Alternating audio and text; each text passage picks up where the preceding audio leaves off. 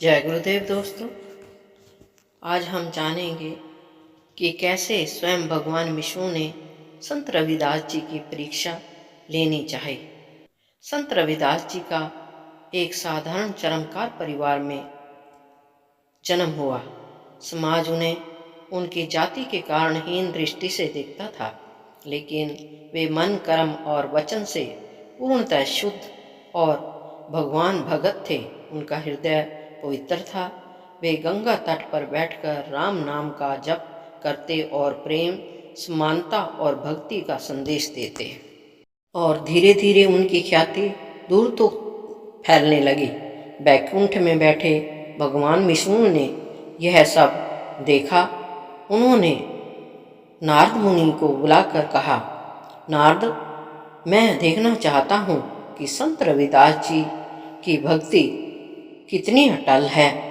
क्या वे किसी प्रलोभन में आते हैं? नारद मुस्कुराए, प्रभु, उनकी भक्ति निष्काम है, फिर भी आपकी इच्छा सर्वश्रेष्ठ है। अगले ही दिन भगवान विष्णु एक अमीर व्यापारी के रूप में धरती पर आते हैं। वे रविदास जी के आश्रम पहुँचे। सोने व रत्नों से भरी थैली लेकर व्यापारी ने कहा, महात्मा, यह स्वर्ण आपके आश्रम के विस्तार और भक्ति की सेवा के लिए है। संत रविदास जी मुस्कुराए, भले व्यक्ति, मेरे लिए सबसे बड़ा धन तो भगवान का नाम है। स्वर्ण नश्वर है, भक्ति अमर है। व्यापारी ने बहुत आग्रह किया, पर कुछ असर न हुआ। अगले दिन काशी नरेश स्वयं उनके आश्रम आए। उन्होंने कहा, हे संत, आपकी भक्ति की चर्चा पूरे राज्य में है। मैं आपको राजगुरु का पद देना चाहता हूँ। संत रविदास जी विनम्रता से बोले, राजन, मैं केवल एक साधारण भगत हूँ। मेरा धर्म है ईश्वर भक्ति और सेवा।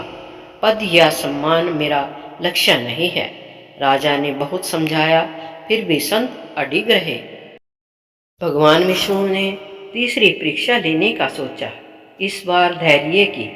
एक रात जब संत ध्यान में बैठे थे तो कुछ उपद्रवियों ने आश्रम में हलचल मचा दी।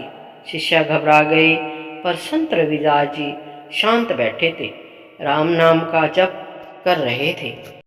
उन्होंने प्रार्थना की, हे प्रभु, यह संसार नश्वर है। जो खो गया वह भी आपकी इच्छा से था, और जो मिलेगा वह भी आपकी कृपा से। उनकी शांति और विश्वास देख स्वयं भगवान विष्णु आश्चर्यचकित रह गए।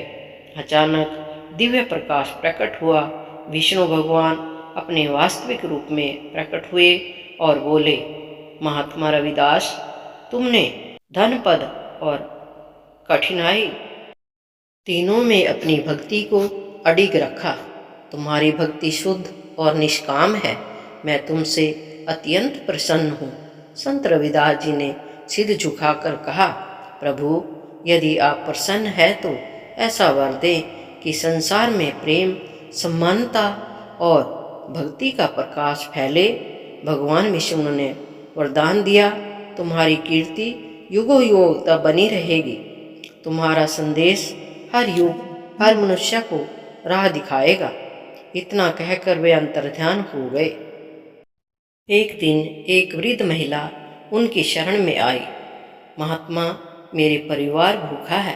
संत बोले, जब तक हमारे पास कुछ है हमें बांटना चाहिए। उन्होंने उसे अन्न दिया और आशीर्वाद दिया। कि शिष्यों ने पूछा, गुरुदेव, क्या केवल भक्ति ही पर्याप्त है? संत रविदास जी बोले, भक्ति और सेवा दोनों एक ही मार्ग के दो चरण हैं। जो ईश्वर से प्रेम करता है वह उसके प्राणियों से भी प्रेम करता है। दोस्तों, संत रविदास जी की कथा हमें सिखाती है कि सच्ची भक्ति न धन से डिगती है, न सम्मान से, न संकट से।